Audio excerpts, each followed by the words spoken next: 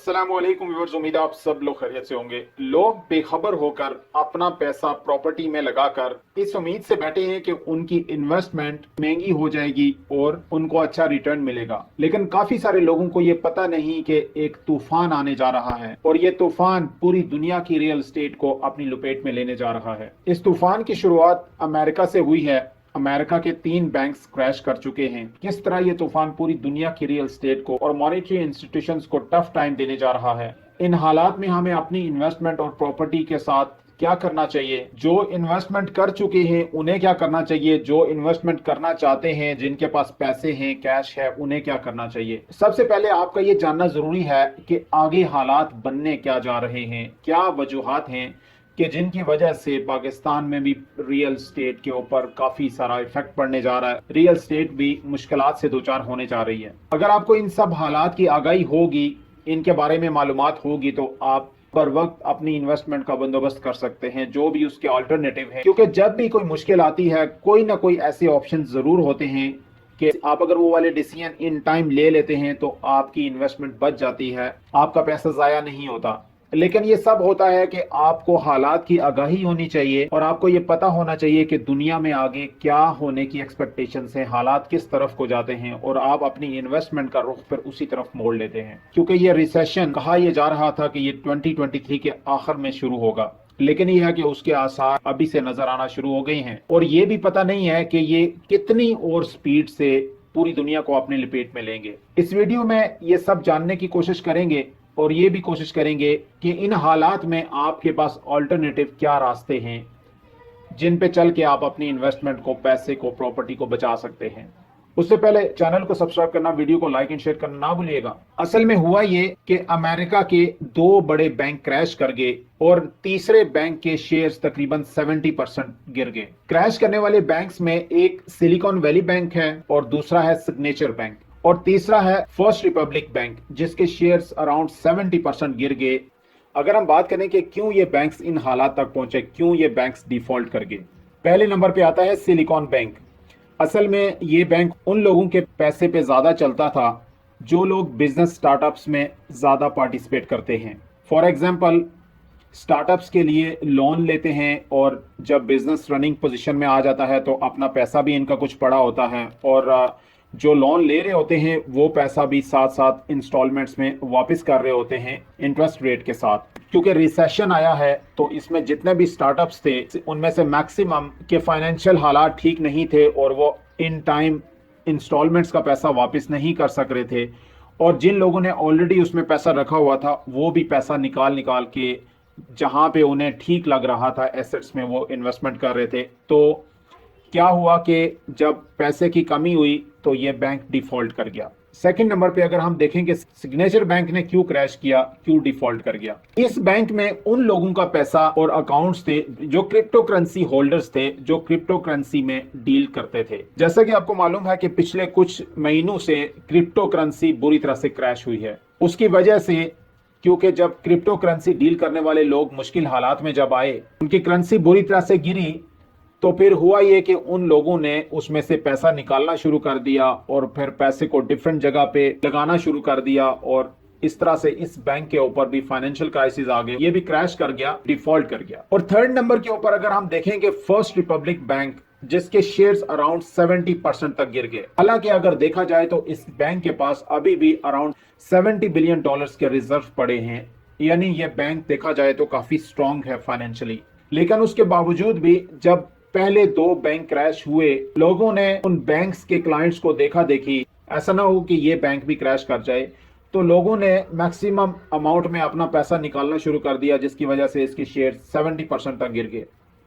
लेकिन ये है कि वहां की गवर्नमेंट इसको बैक करने के लिए आ गई कि हम आपको बैकअप देंगे, ये बैंक डिफॉल्ट नहीं करेगा। लोगों का ट्रस्ट जीतने की कोशिश की, लेकिन बात यह है कि जब हवा चलती है तो वो फिर सबको अपनी लपेट में लेती है। अब अगर देखा जाए तो economic recession USA and Europe में बहुत तेजी से आ रहा है। यूरोप में रिसेशन की एक सबसे बड़ी वजह रशिया एंड यूक्रेन की वॉर है, जो बाकी दुनिया को भी रिसेशन की लपेट में लेने जा रही है। जिस तरह 2008 में रिसेशन आया था, मॉनेटरी इंस्टीट्यूशंस और रियल एस्टेट हिल कर रह गए थे, अब इसी तरह यूएसए एंड यूरोप का रिसेशन दुबई को भी हिट करने जा रहा है। जैसा कि आपको मालूम है कि दुबई टैक्स फ्री कंट्री जाना जाता था, लेकिन अब वहां पे भी आहिस्ता आहिस्ता टैक्स की इम्प्लीमेंटेशन हो रही है।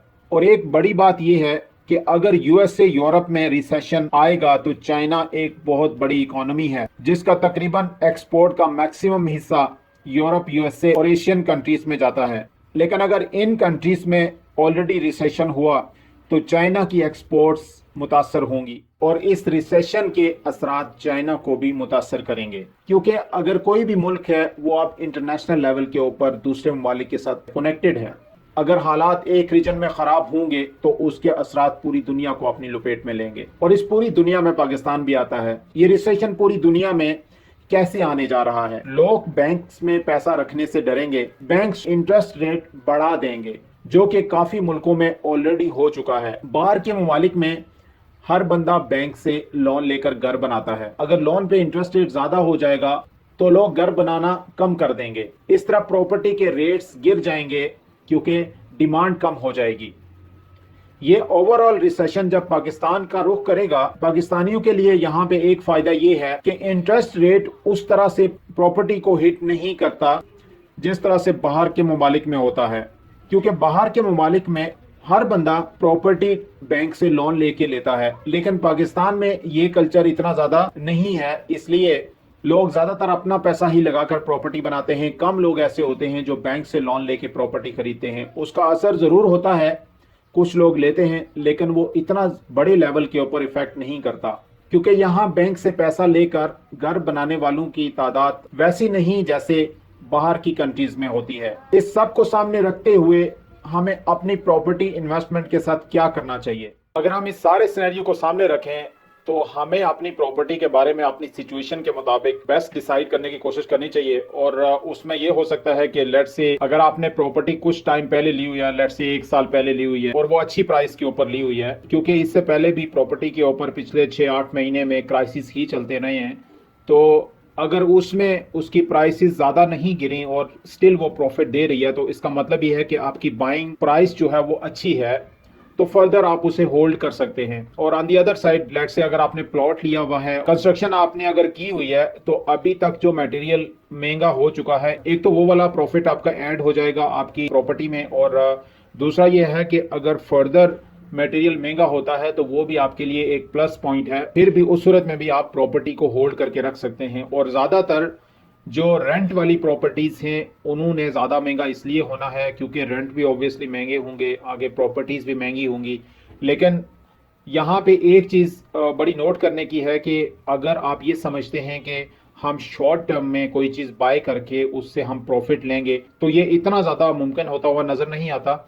उसकी वजह यह है कि ओवरऑल हालात ही इस तरह के हैं, और अगर आगे रिसेशन आ रहा है तो उसमें लेट्स से अगर आप इंस्टॉलमेंट्स के ऊपर भी प्लॉट लेंगे तो शॉर्ट टर्म में प्रॉफिट होने के चांसेस ज्यादा नहीं है। तो इन सारी रीजंस को सामने रखते हुए ऐसी सिचुएशन के अंदर आप इन्वेस्टमेंट वही करें कि जिसके लिए आप थोड़ा सा लॉन्ग टर्म वेट कर सकते हो। लेकिन यहाँ पे एक नोट करने वाली बात यह भी है कि जो लोग इंस्टॉलमेंट्स के ऊपर प्लॉट लेना चाहते हैं, ऑब्वियसली इसमें ज्यादातर वो लोग होते हैं जिनके पास पूरी अमाउंट नहीं होती, एक साथ अमाउंट पे करने के लिए नहीं होती। वो इंस्टॉलमेंट अपनी सैलरी से या किसी भी इनकम से जो थोड़ी थोड़ी अमाउंट आती है उसकी वो इंस्टॉलमेंट्स पे करके एक किस्म का उनका पैसा भी जमा हो रहा होता है और प्रॉपर्टी भी बन रही होती है। तो उन लोगों के लिए क्योंकि कोई दूसरा ऑप्शन नहीं होता, वो स्टिल इंस्टॉलमेंट्स के लिए जा सकते हैं, क्योंकि अगर कोई और रास्ता नहीं है किसी और एसेट के लिए, उनके पास पैसे इतने नहीं है कि वो कोई और एसेट बना सके। लेकिन अगर आपके पास इतने पैसे हैं कि अगर आप कोई और एसेट भी बना सको, लेट्स से आप गोल्ड भी खरीद सकते हैं, गोल्ड में इन्वेस्टमेंट कर सकते हैं, लेकिन ओवरऑल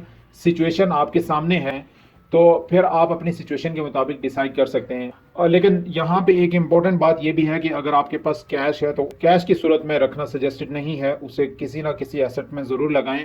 फर्दर मेरे चैनल के ऊपर डिफरेंट एसेट्स के बारे में वीडियोस बनी हुई हैं, आप मेरा चैनल विजिट कर सकते हैं। नाज़रीन, इसी तरह की इन्फॉर्मेटिव एंड इंटरेस्टिंग वीडियोस के लिए हमारे चैनल को सब्सक्राइब कर लीजिएगा, बेल आइकन पे क्लिक कर लीजिएगा, और अगर वीडियो अच्छी लगे तो इसे लाइक एंड शेयर जरूर कीजिएगा। नेक्स्ट वीडियो तक अपना बहुत सारा ख्याल रखिएगा। Thank you very much.